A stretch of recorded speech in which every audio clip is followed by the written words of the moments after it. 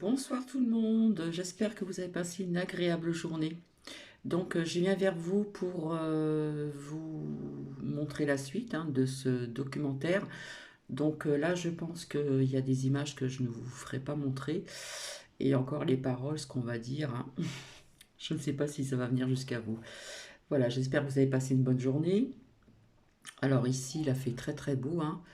Voilà, donc ce matin très occupé. Et puis en fin d'après-midi, j'ai pris un petit bain de soleil. Voilà, ça m'a fait énormément de bien. Après, suivi d'une bonne douchette, ça fait du bien aussi. Et là, j'ai sorti Nookie, donc il est pratiquement 21h30, il me semble.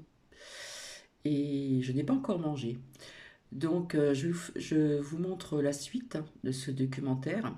Et la suite va être très très intéressante et ça va peut-être ouvrir, comment dire, les yeux de certaines personnes où le voile est encore devant. Voilà.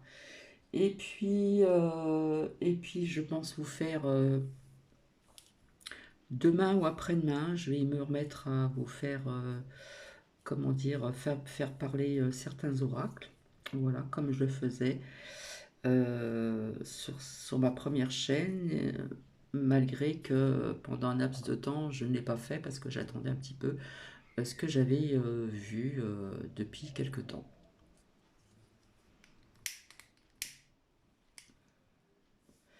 Donc voilà, voilà. Eh bien, je vais être obligée d'éteindre la lumière parce que autrement, parfois on voit le reflet de mon visage et ce n'est pas une nécessité. On peut s'en passer, hein. Enfin, une partie de mon visage. Voilà. Eh bien, écoutez, je vous souhaite. Alors, je remercie Josiane qui est toujours présente. Alors, si Josiane, elle entend ce partage, est-il possible de mettre sur un dernier documentaire, un dernier partage de vidéo sur la première chaîne que je suis ici, hein, l'univers de l'ange Cathy 2. Merci beaucoup et bisous bisous. Ben voilà, on me voit, donc je me cache. Voilà, j'ai les cheveux attachés et tout, tranquillou, en petite tenue d'intérieur. Donc, je vous souhaite un bon visionnage et je vous dis à plus tard. Bisous, bisous.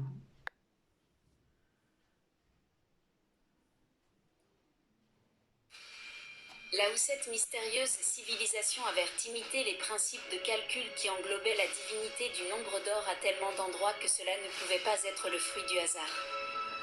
Et toutes les pyramides étaient construites selon cette stratégie géographiquement mathématique, en y partant de la grandeur de ses chambres jusqu'à sa hauteur, et calculée pareillement par sa forme et par sa densité.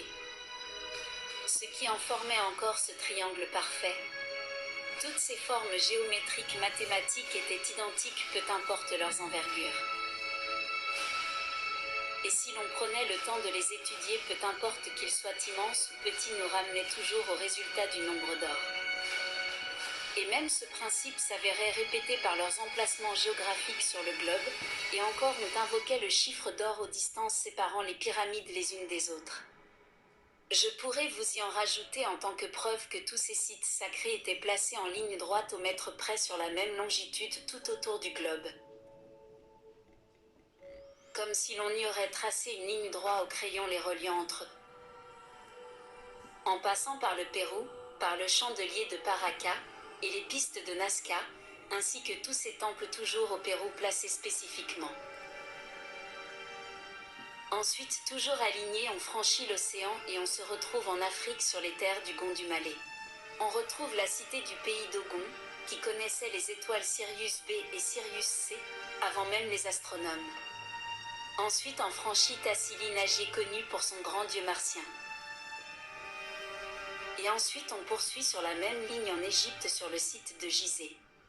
Ensuite, la ligne continue avec toujours plus de temples construits et de cités qui invoquaient les mêmes dieux, en y passant par l'Irak, là où les plus grandes découvertes archéologiques ont été faites.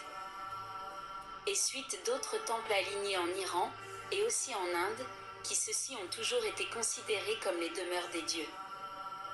Ensuite, sur la même trajectoire, d'autres structures apparaissaient en Thaïlande et encore en continuant là où d'autres sites ont été oubliés ou détruits par le temps. Tout cela en finissant par l'endroit le plus reculé sur la planète Terre. L'île de Pâques. Alors là, des faits. Il y en avait à la tonne. Il y a de cela 5 ans, j'étais... C'est vraiment embêtant ces pubs, hein. Ça commence à me casser les Réfléchissons pieds, un là. moment, comment cette civilisation aurait-il fait pour bâtir tous ces temples sur des kilomètres finement alignés? Ils possédèrent assurément une technologie avancée. Et pour en revenir sur cette géométrie sacrée et sur les lois qui englobaient le chiffre d'or. Si l'on visualisait la scène de l'espace, nous nous retrouvions devant une révélation encore plus étonnante. Si nous relions ensuite tous ces sites entre eux, nous retrouvions encore cette géométrie sacrée. La distance entre Nazca et Gizeh est la même que celle située avec Teotihuacan. Et encore la même distance invoquant le chiffre d'or entre ces 4 autres sites. Et étrangement, pour y en rajouter, la distance entre l'île de Pâques et Gizeh vaut précisément 10 000 fois le nombre d'or. En conclusion, tous les sites mentionnés sur cette trajectoire étaient séparés par des mesures qui concordaient avec le nombre d'or. Donc si l'on jouait avec ces nombres, nous arrivions immanquablement devant le chiffre 3,1416. Bien entendu, tous ces faits ont été calculés par de multiples mathématiciens et approuvés à l'aide de Google Maps. Pourquoi cette civilisation s'efforçait d'invoquer le nombre d'or?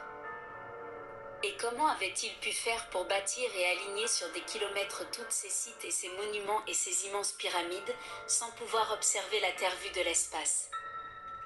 Et de plus, ils ne possédaient aucun moyen de communiquer entre eux sur toutes les distances exorbitantes qui séparaient la localisation des innombrables sites.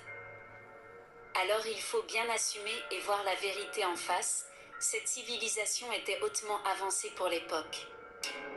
Selon l'histoire, à cette ère l'homme se promenait vêtu de peau d'animal et vivait dans des cavernes. Maintenant, je vais vous faire encore voyager. Revenons un instant en Égypte sur le site de Gizeh et analysons encore ce bâtiment. La grande pyramide de Khéops. Finalement qu'il avait construit en fait. Encore plus de choses étaient sévèrement curieuses et très révélateurs à propos de cette pyramide. Laissez-moi vous en glisser un mot. Quand le soleil reflétait sur la pyramide, cela divisait la face sud en deux, une dans la lumière et l'autre dans l'ombre. Mais étrangement, cela se produisait seulement 2 fois par année. Les jours d'équinoxe. Et les jours où le soleil à l'ouest se lève plein est. Si ce peuple s'efforçait acharnement de nous invoquer les équinoxes, c'est qu'il essayait d'attirer notre attention vers les étoiles. Alors suivons leurs conseils et tournons-nous vers le ciel. Cela me ramène en astrologie. En visant l'équinoxe, il voulait nous enseigner un grand cycle important de notre planète, le cycle de précession des équinoxes. Pour savoir où la Terre était située dans ce cycle, les astrologues s'avaient servi des signes zodiaques pour se situer à l'aide des constellations qui concordaient parfaitement avec les calculs de géographie. Ensuite, ils mesuraient 12 coudées de périmètre, donc 12 parties, un zodiaque. Curieusement, 4 constellations de ce cycle étaient attribuées aux 4 coins capitaux de la pyramide, dont le signe du taureau, que ce peuple vénérait amplement. En second, on y retrouvait le signe du scorpion. Ensuite, il voulait nous faire porter attention au signe du Verseau et ensuite le lion. Chaque signe signifiait une ère zodiacale qui avait une durée d'environ 2000 ans. À ces 4 signes sont attribuées les 4 étoiles qui sont les plus brillantes du ciel. 3 de ces étoiles étaient pointées par les 3 pyramides d'Égypte. Encore plus incroyable, si nous visualisons la Terre de haut et que nous tracions au crayon ces 3 pyramides les reliant entre elles de leurs 3 secteurs.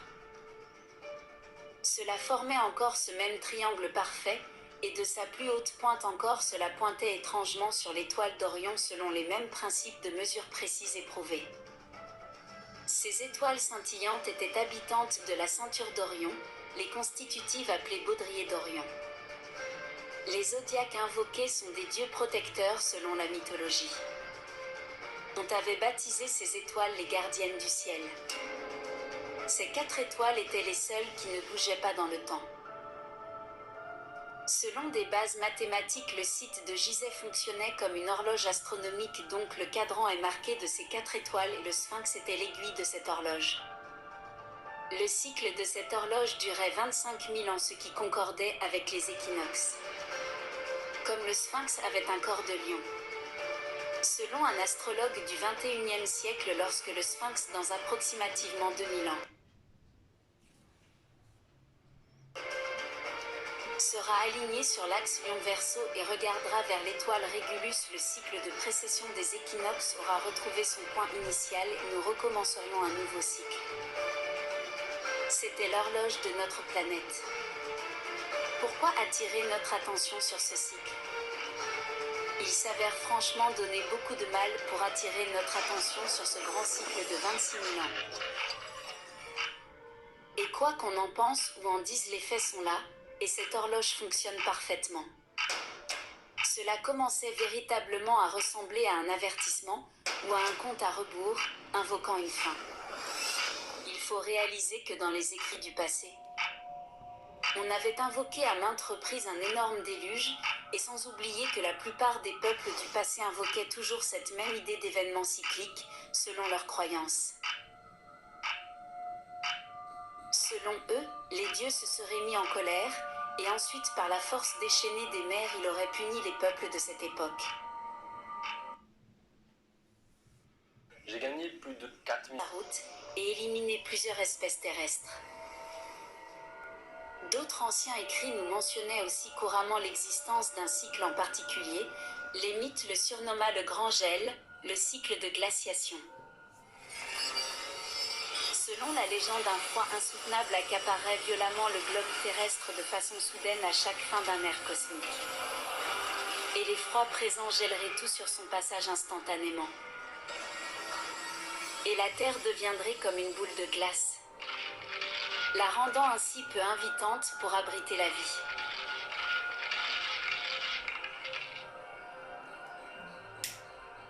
Même Aristote l'avait mentionné. Ou d'autres écrits parlaient d'une atteinte future de la terre par le feu, comme en témoignaient les textes de l'Apocalypse de Saint Jean ou les textes sacrés hindous appelés Purana.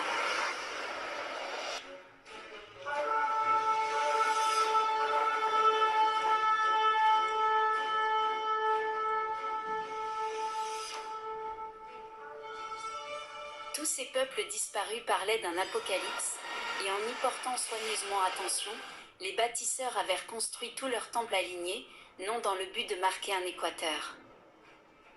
Ils voulaient nous faire porter attention sur certains points énergétiques terrestres comme les pôles magnétiques, qui avaient subtilement bougé et n'étaient plus du tout au pôle Nord. Les pôles magnétiques se déplaçaient lentement et plusieurs géologues avaient parlé que la Terre avait déjà subi une bonne centaine d'inversions des pôles. Mais personne ne savait en fait pourquoi cela se manifestait. Certains croyaient que c'était en lien avec le Soleil, car lui aussi inversait parfois ses pôles magnétiques. Aujourd'hui, ce phénomène d'oscillation augmente sur Terre, et cela devient un peu troublant. La plupart des scientifiques avaient remarqué le changement du climat et le déplacement de l'interface du pôle magnétique. Mais l'on n'était pas prêt du tout à faire face à quoi que ce soit. Les plus grandes conséquences probables si l'inversion des pôles magnétiques se concrétise serait la disparition du champ magnétique terrestre. Si ce scénario devait arriver, nous perdrions provisoirement le champ magnétique durant l'espace d'une durée allant jusqu'entre quelques heures à aller jusqu'à quelques semaines, et éventuellement suivi d'un réajustement de la croûte terrestre. Le champ magnétique de la Terre nous est primordial, car notre atmosphère filtre tous les vents solaires venus de l'espace, et nous protège aussi des astéroïdes et des puissants rayons gamma. Si cela devait arriver, cela nous y en serait fatal, et la planète serait brûlée brutalement en surface en proportion avec son exposition. Les vents solaires brûleraient toutes les espèces habitantes sur sa surface. Étrangement comme la destruction par le feu inscrit dans les anciens textes. Curieusement, de manière étrange et inquiétante, les prophéties du passé et les hypothèses de la science moderne se rejoignaient de très près et nous laissaient transparaître les mêmes catastrophes. L'humanité devait réagir vite et commencer à s'y intéresser minutieusement de très près. Car si ces phénomènes étaient connus par les bâtisseurs et qu'il avait tout fait pour nous prévenir, c'est qu'il y avait sûrement une façon d'en réchapper, sinon dans le cas contraire, il y aurait été inutile pour eux de le faire. À présent, posons-nous les vraies questions. Qui étaient donc ces curieux bâtisseurs ?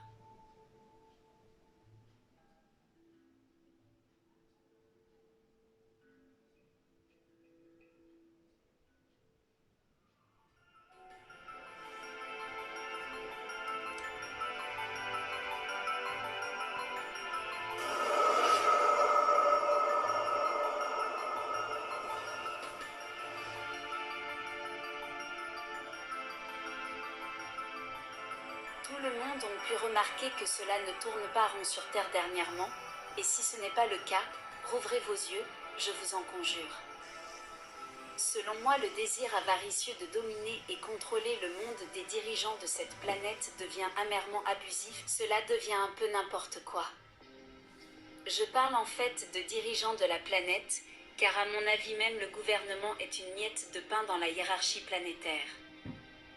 Certaines personnes parlent souvent de complot, même que de fil en aiguille avec le temps on les surnomma les complotistes. Si l'on s'arrête un peu, nous pouvons comprendre le sentiment qui les rend réticents aux véritables intentions des gouvernements. Car antérieurement, leurs ancêtres ont souvent dû souffrir dans le passé de déceptions par des trahisons gouvernementales qui ont laissé leurs cicatrices dans le cœur et la confiance du peuple. Inévitablement, le mensonge et les traîtrises donnent naissance au doute et engendrent ainsi la méfiance. On peut bien comprendre ensuite pourquoi les gens mangent ce que disent les gouvernements avec dégoût. Car la confiance se mérite, et on nous a ensevelis sous des tonnes de mensonges depuis l'aube des temps, nous laissant toujours se noyer dans l'ignorance. Tandis que toute vérité est bonne à savoir, et selon moi, la franchise est la clé d'un peuple en harmonie.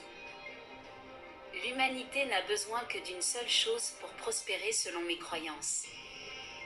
Premièrement, de s'aimer et s'unir dans le respect et partager nos forces vibratoires positives, qui dorment dans chacun de nous depuis trop longtemps déjà, en fait car la glande pinéale située au niveau du cerveau, que certains appellent le troisième œil, semble affecté étrangement, même quasi éteint.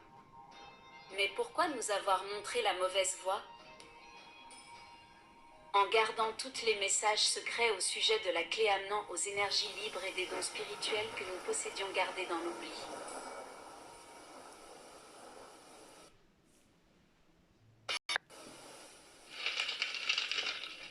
Je vais vous raconter l'histoire, celle de nous tous, et celle que nos ancêtres nous avaient gravée tenacement et laissée à travers le temps. Pour commencer, l'histoire des premières écritures, de l'astronomie, de la loi, et l'histoire de la civilisation elle-même, n'est pas née en Égypte, ni en Grèce, et encore moins à Rome. Tout a débuté en Mésopotamie. Traduit du grec, on disait sur cet endroit, la terre entre les deux rivières. Là où reposait une plaine fertile située entre le Tigre et l'Euphrate. C'est en Syrie et en Irak qu'on fit les plus grandes découvertes archéologiques qui changea l'histoire de nos origines et démasquaient les mensonges divulgués par la Bible. Il y a plus de 8000 ans avant Jésus-Christ, de grandes villes du jour au lendemain se firent construire partout dans ce secteur par une civilisation étrangement avancée. J'ai pris conscience et je me suis ouvert les yeux.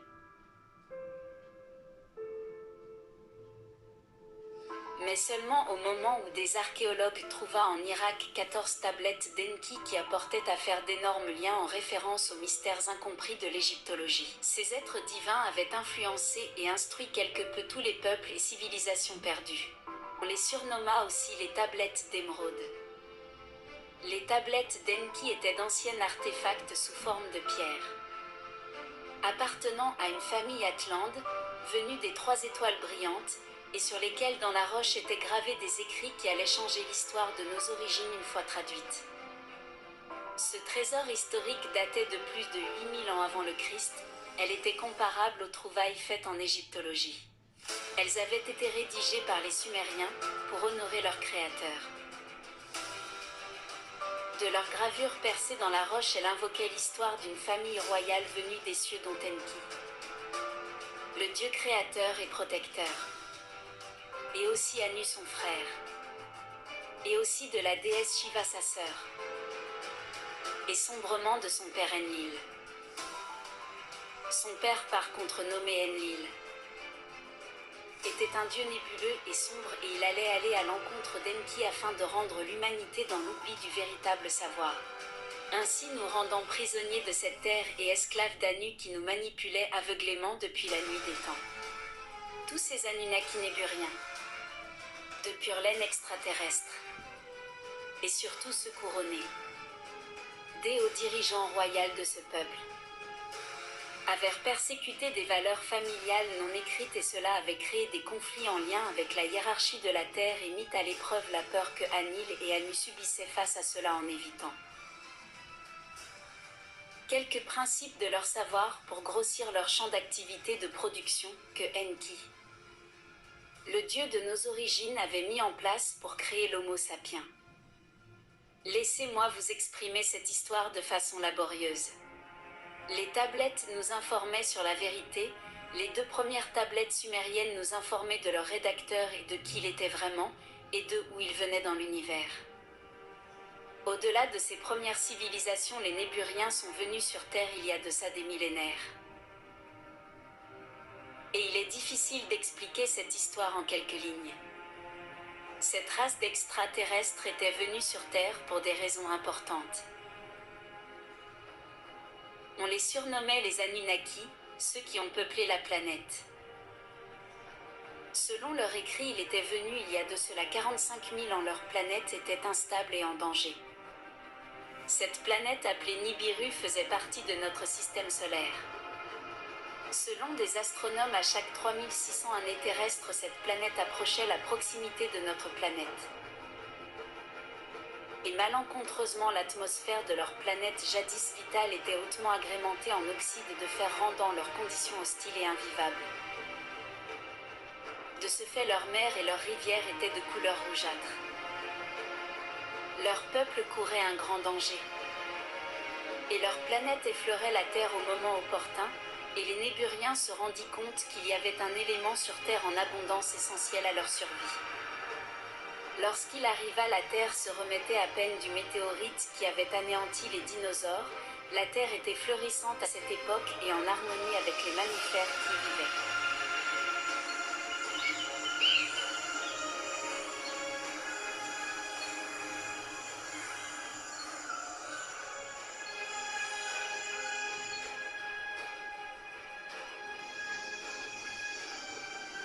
Les Néburiens n'eurent guère le choix d'y faire une halte pour s'approvisionner d'un minerai pour essayer de sauver leur planète. L'or. Il est reconnu que des nanoparticules d'or se mariaient avec un lien que l'on peut tisser pour protéger l'atmosphère des dangers de l'espace. De là vient le principe que la NASA protège la base spatiale afin d'estomper les ravages des vents solaires à l'aide de composés de filaments d'or pour la recouvrir. Une fois les Anunnaki installés sur Terre dans le golfe Persique, ils s'accoutumèrent lentement et élabora leur plan à cet endroit. Il était venu avec les Igigi, qui vivaient avec eux sur leur planète. Comme les Anunnaki, selon les tablettes, étaient des géants, les Igigi étaient vraiment des nains pour eux, pour leur race. Alors de leur pouvoir, il confronta ceux-ci et les avait fait migrer vers la Terre de leur vaisseau en orbite en quantité exorbitante. Afin d'être des esclaves pour eux, et leurs esclaves devaient de force porter les charges ardues qui leur infligeaient, pour but de creuser les premières mines dorées afin de récolter l'or. Cette race de petite taille était des esclaves pour eux, et ils leur mangeaient presque dans le creux de la main. Alors les Anunnaki profitaient amèrement de leur soumission et leur ordonnaient de quasi creuser jour et nuit, et d'arracher à la chair de la terre les minerais d'or le plus rapidement possible. Les Igigi se fatiguèrent rapidement, car la tâche était beaucoup trop ardue et cruelle. Alors de fil en aiguille ils se rebellèrent et cessa de travailler. Mais les Anunnaki, soucieux de ne pas réussir leur mission et de manquer d'or, se mirent à les forcer obligatoirement, mais les Igigi, complètement blasés, se leva debout et défendirent fièrement leurs honneurs. De ce fait, une guerre sans merci commença atrocement. Ce fut une guerre longue, sombre et sanglante, qui dura quelque temps et retarda les travaux. Immanquablement, les Igigi ne firent pas le poids contre ces géants. Les Anunnaki ne leur laissa aucune chance. Tout ce qui refusa de travailler sans relâche passa au bout de la pointe de leur lame. Ce fut selon les écrits rédigés sur une tablette d'émeraude la première guerre de l'histoire de la Terre. Après la guerre, le père de Enki décida de quitter la Terre et demanda à ses deux fils Anu et Enki d'y rester pour s'efforcer de continuer la mission. Il affectionna Anu, son petit protégé, de rester en Mésopotamie avec le peu de main-d'œuvre qui lui restait et demanda ensuite à Enki de migrer vers le nord de l'Afrique en quête d'or. Enki obéissa et décolla subitement de son navire volant vers cette destination. Enki n'était pas du tout accoutumé au paysage africain. En arrivant dans le ciel africain, le vacarme de son vaisseau laissa un petit groupe de primates subjugués par sa présence.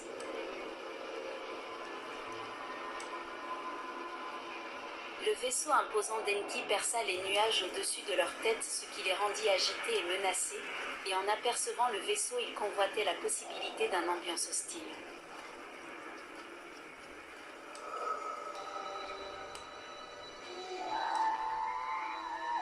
Enki les aperçut en retour et s'interrogeait sur la présence surprenante de ces curieux primates, et envoya des éclaireurs les survoler pour en apprendre davantage sur cette espèce. Voyant la peur que surmenait cette espèce, il rappela vite ses alliés en constatant que cette espèce n'était pas menaçante pour eux.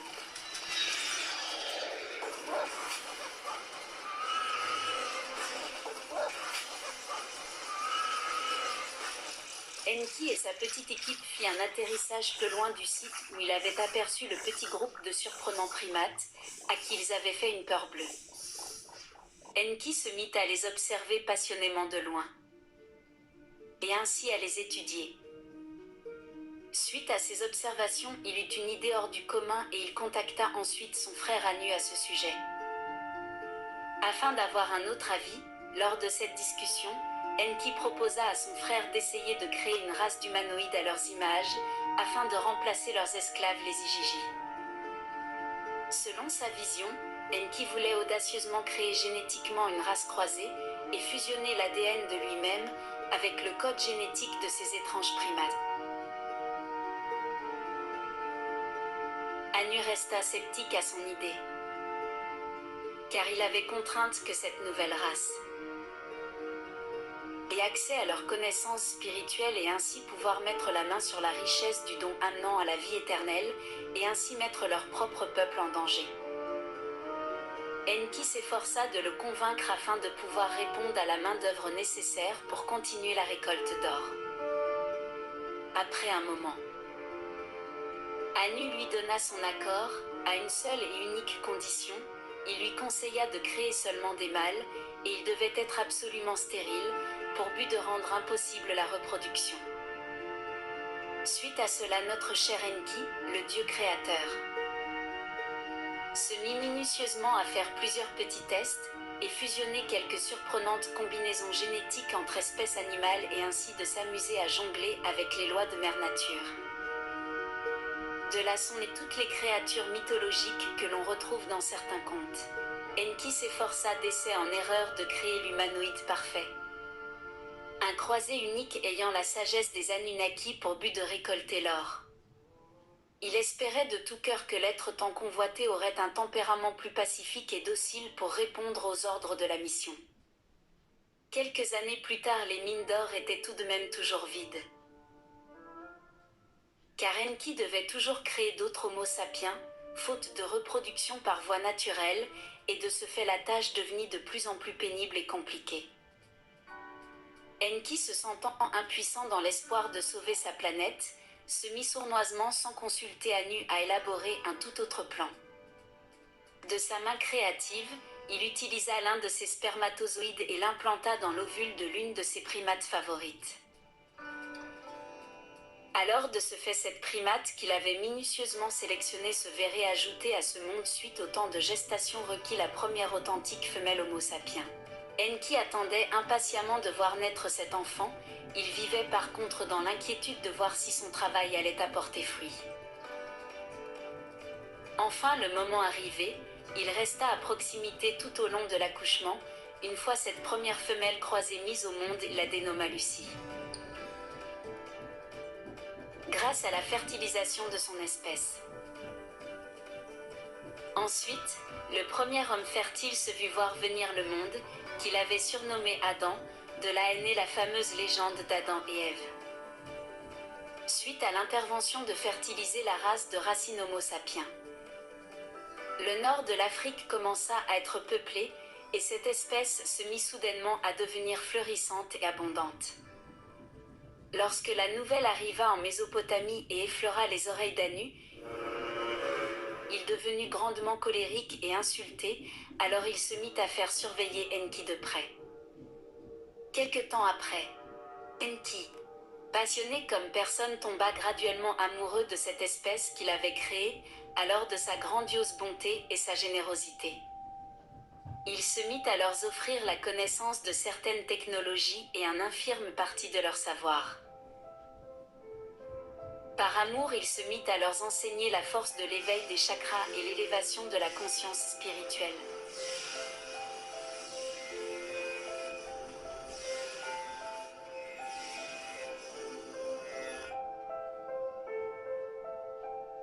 Peu de temps plus tard, il décida de se marier avec une d'entre elles, et ainsi est née notre race actuelle, l'Homo sapiens sapiens.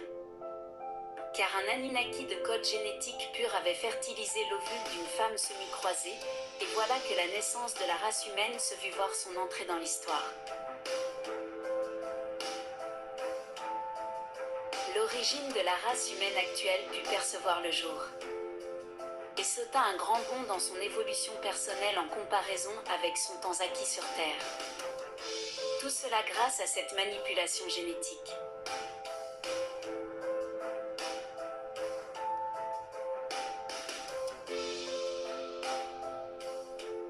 C'est pour cette raison que les plus grands historiens de ce monde n'ont jamais trouvé ce fameux chaînon manquant. Plusieurs autres Anunnaki de sang royal fit la même chose, et avec les femmes Homo. Anu enragé comme jamais chassa les humains de ces villes, qu'on nommait les demi-dieux, et qui devenaient de plus en plus nombreux. Anu, complètement disjoncté au sujet de ses relations interespèces, se mit à imposer ses lois, et à interdire à son peuple de coïter avec les femmes humaines, proclamant que celle-ci était le fruit défendu, et prescrivait la peine de mort à ceux qui oseraient défier cette dictature. Anu, éventuellement bien entendu, perdit complètement le contrôle, alors la royauté de Nibiru fut contrainte de revenir sur Terre. Enlil devait venir voir par lui-même.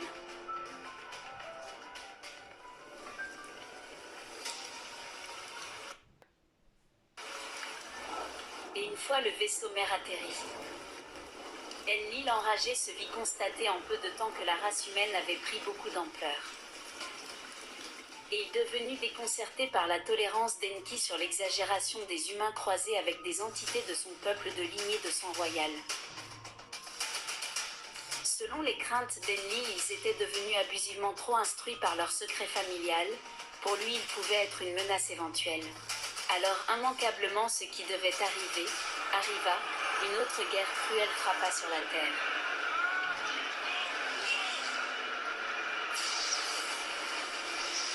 Durant que Enlil attaquait et détruisait les plus grandes villes de race humaine, Enki partit se cacher dans un petit village à l'ouest où il alla prévenir de la même sorte un de ses humains protégés. Il se nommait Noé. Noé. Oh, mon Seigneur! La fin de toute chair est arrêtée. Fais-toi une arche de bois de gopher. Tu disposeras cette arche en cellules. Enki lui suggérait de construire un bateau pour subsister au déluge. Car Enlil s'apprêtait à contre-attaquer à l'aide d'un vaisseau situé en orbite terrestre qui possédait une arme mini qui provoquait d'immenses décharges atomiques.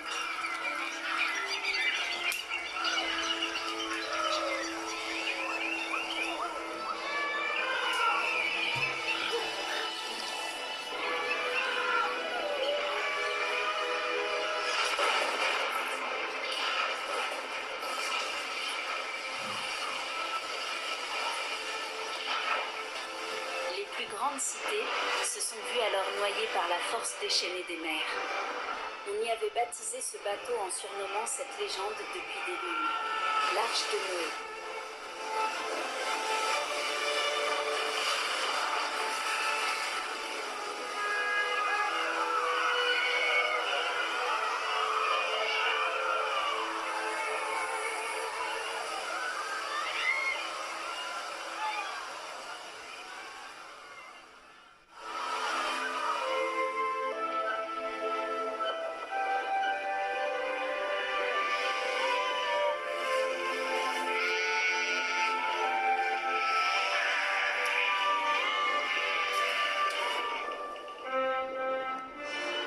Après le déluge, tous les êtres vivants qui avaient un souffle sur la terre sont morts. À l'exception des 8 personnes de la famille de Noé et de toutes les espèces vivant dans l'arche.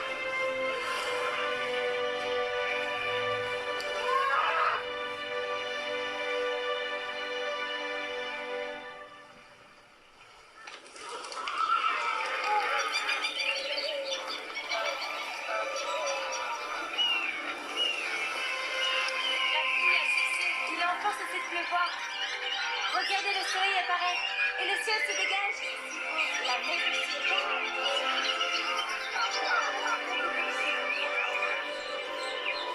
Oh, mon Seigneur! Mon Dieu!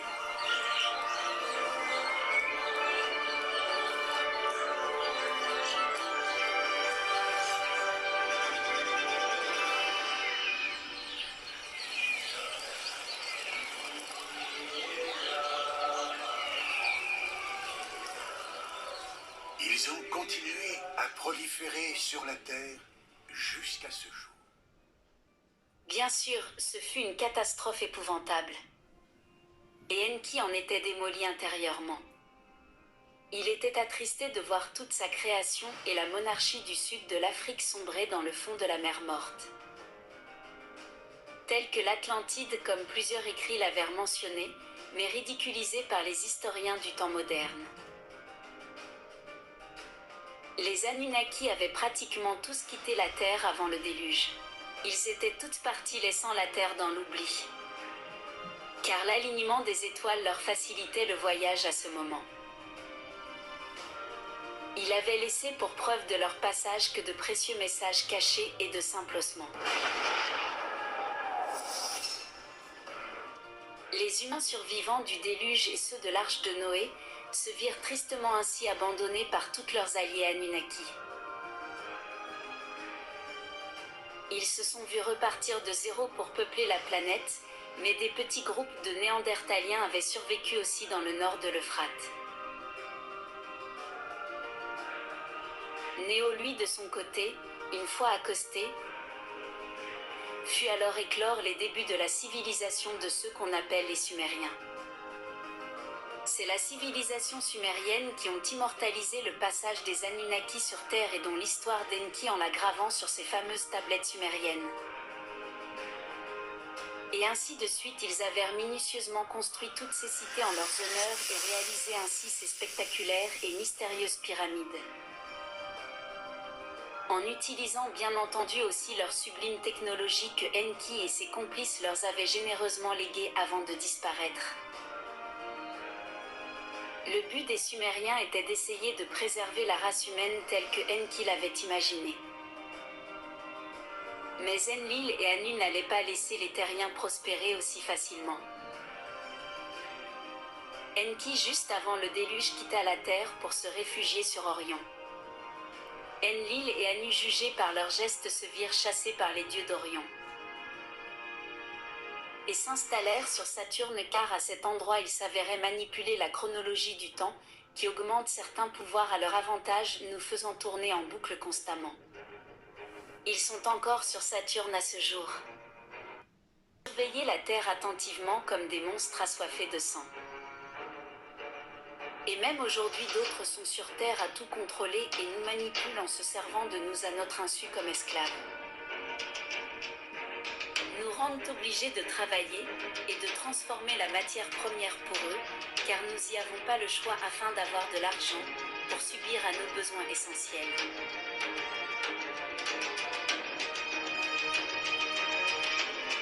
Enlil et ses complices sont là, cachés dans l'ombre, et à surveiller les moindres gestes de notre évolution, en s'assurant d'empêcher les enfants d'Enki d'acquérir l'élévation spirituelle, dans le but de faire souffrir Enki de façon haineuse.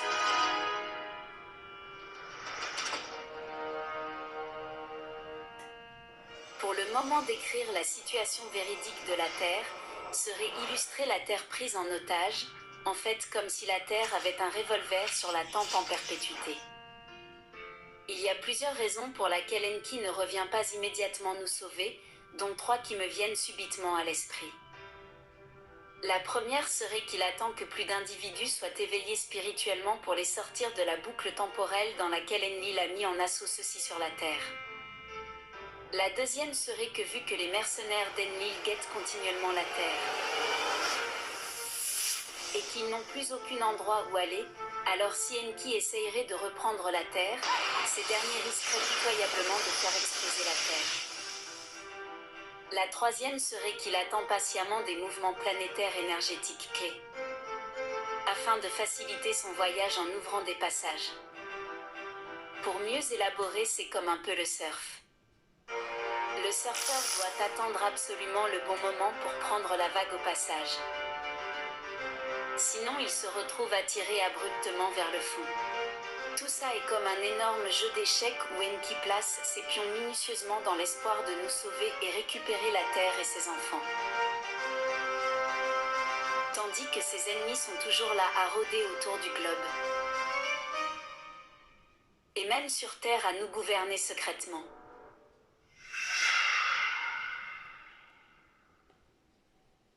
Leur seul but en fait est de manigancer pour être certain que les Terriens n'acquérissent jamais à la chance de posséder la richesse du don spirituel que Enki nous a tous laissé en héritage.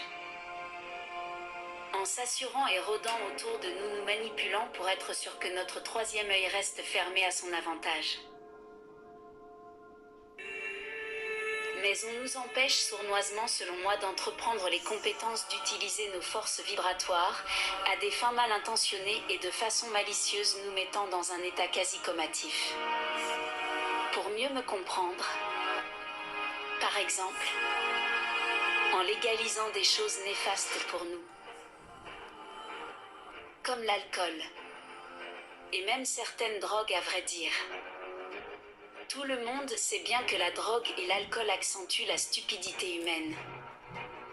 Et il faut bien admettre que cela ne rend pas les gens intelligents et cela abaisse en réalité globalement tout notre état de conscience optimal. et durant une pandémie mondiale on jugea de fermer certains emplois, en tranchant certains travailleurs comme essentiels ou non essentiels selon les besoins fondamentaux humains. Mais étrangement, la société des alcools avait été restée ouverte comme s'il était un commerce essentiel à la survie. Toutes ces substances ont été mises en place pour but de nous rendre dépendants et à leurs avantages à des fins économiques. Cela saute au visage. Et ces individus doivent nous regarder du haut de leur tour d'argent et de leur précieux pouvoir, nous laissant, nous, le peuple, sombrer dans l'ombre et de nous rendre toujours de plus en plus accrochés à des addictions. Et nous rendre toujours de plus en plus accrochés aveuglément par leurs produits technologiques. Comme en fabriquant des appareils électroniques, tels que les cellulaires. Pour nous manipuler. Et aujourd'hui, nous sommes presque tous hypnotisés comme des robots. Branchés comme des esclaves sur nos écrans.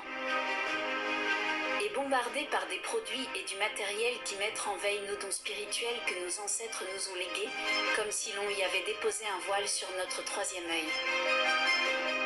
Et nous voilà aujourd'hui dans un monde où les valeurs dominantes ont été converties, rendant la race humaine graduellement matérialiste et superficielle. Et nous nous regardons tous dans les yeux avec une certaine méfiance qui trempe dans la haine. Et où des gens en tête nous dominent aisément tout en nous infligeant des ordres déguisés en propositions. Maintenant, faisons une petite introspection. Au sujet de ce que je vous ai précédemment dévoilé sur les révélations divulguées des précieux écrits, qui avaient été laissés par nos ancêtres. Réfléchissons un instant sur l'ensemble des histoires et des mythologies anciennes dont j'ai élaboré globalement. Suite à ces informations émises, c'est à vous seul de vous bâtir votre propre idée et votre propre opinion. L'important, c'est de savoir lire entre les lignes, surtout lorsque l'on fait appel à des interlocutions qui résultent aux abords des histoires mythologiques légendaires. Mais cette légende que je vous ai livrée me parlait spécialement, celle des mensonges sur nos origines et de notre éveil spirituel oublié dans le temps. Tous ces symboles et messages de nos ancêtres nous indiquaient comment atteindre l'éveil spirituel. Mais nos dirigeants mondiaux avaient caché leur véritable sens, pour s'enchérir et cacher la vérité sur l'évidence des énergies libres.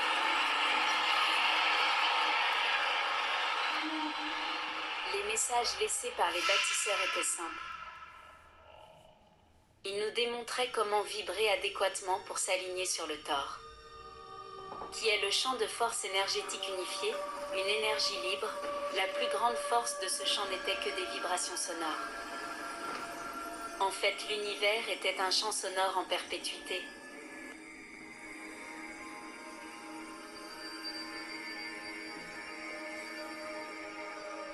Le mouvement illustré est appelé vibration. Ce semble plutôt banal, mais pourtant depuis l'aube des temps on s'efforce de nous cacher la véritable puissance des résonances sonores.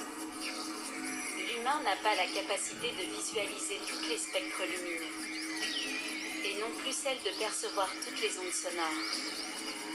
Mais l'univers vibrant qui nous entoure peut nous le démontrer par des formes, ou des structures, ou des nombres. Je vais vous montrer. Le mouvement illustré est appelé vibration. Et la fréquence de ces rythmes et ces vibrations s'anime de façon cymatique. Lorsque des fréquences ont la même intensité, c'est à ce moment que cette structure apparaît, la résonance. Selon la théorie étudiée du champ unifié. Toutes mes opinions ne sont que hypothèses, mais à mon avis, selon mes recherches et expériences, tous ces symboles sont inscrits tenacement, dans l'espoir de nous démontrer que les sons et la lumière présentent la clé d'une humanité spirituelle vibrante d'énergie saine.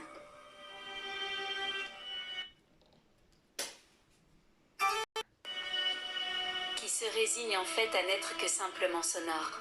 Toutes les sons et les vibrations sont canalisés et représentés sous forme de structures que l'on nomme les fruits de vie.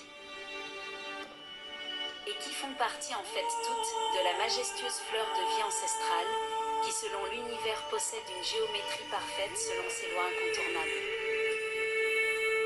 flotte invisiblement dans un univers qui n'est que mathématique et représenté par le chiffre d'or qui signifie le nombre 9.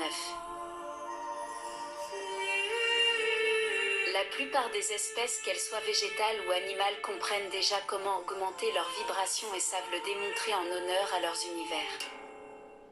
Selon la théorie étudiée du champ unifié, les sons s'avèrent transformer les énergies sonores de champs en matière. Nous pouvons observer ces motifs dans notre environnement lorsque des ondes sonores interagissent avec la matière.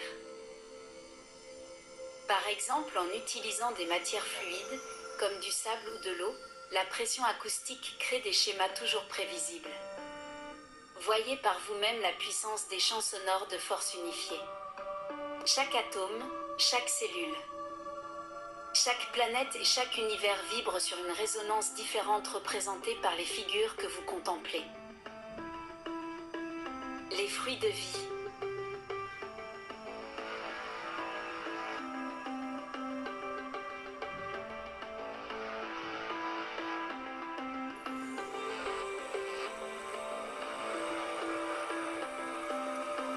Si on s'avérait pouvoir percevoir toutes les résonances sonores, nous pourrions guérir presque toutes les maladies.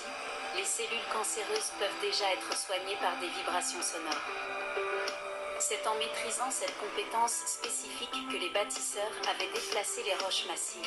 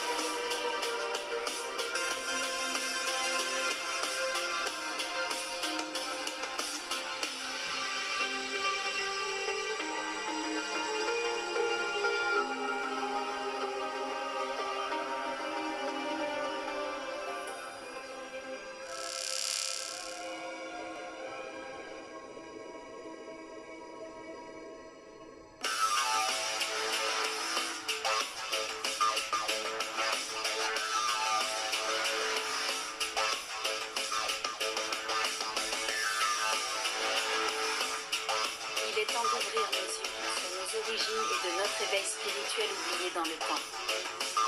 Un grand sage, tel que Enki avait dit, que la seule chose que l'on pouvait promouvoir pour améliorer notre sort sur la terre était premièrement de travailler sur nous-mêmes, et précisément sur notre amour propre suivi de notre ouverture d'esprit. Et par la suite essayer d'apprendre à percevoir quelles vibrations nous sommes en mesure de canaliser. Car vous seuls aux confins de votre subconscient intérieur peuvent entreprendre ces changements d'élévation énergétique. C'est à vous de faire vos choix de vie et vous libérer des ondes négatives qui vous hantent. Honorez vos croyances, mais respectez aussi celles des autres.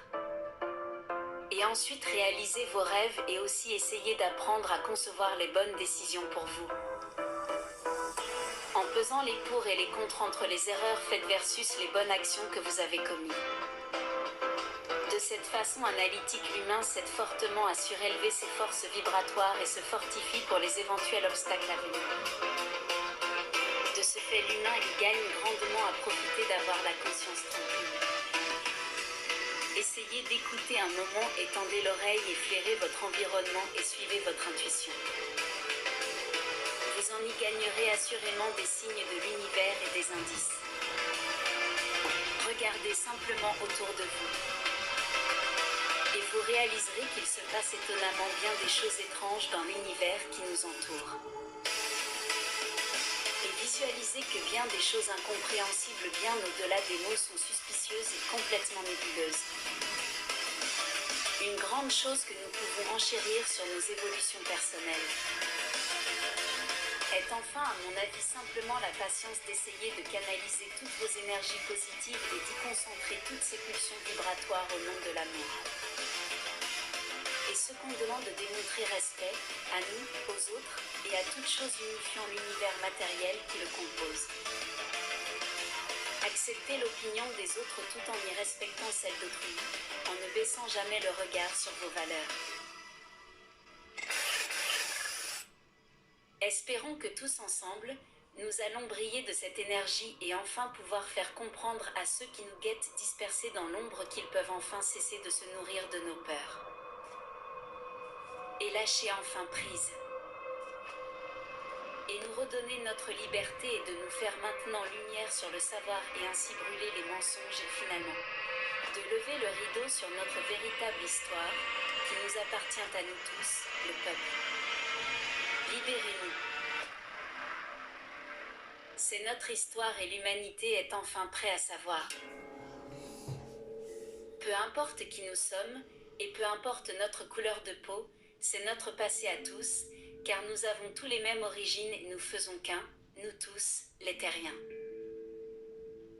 Car seules nos énergies vibratoires canalisées de manière positive et nos dons rassemblés peuvent unifier et nous épargner tous. Pour enfin acquérir le pouvoir de dévoiler le véritable visage de notre petit monde, notre petite prison errant dans cet univers gigantesque. J'implore avec espérance que si nous regardons toutes dans la même direction, nous adhérons à la clé du bonheur, du savoir et de la sagesse universelle. Je le souhaite de tout cœur.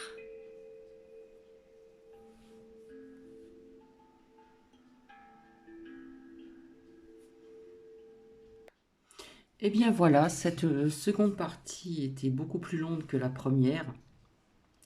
Et je crois qu'il y a beaucoup de personnes sur YouTube qui vous disent d'élever vos vibrations, qui répètent plus ou moins ce que vous avez entendu vers la fin. Être tous à l'unisson.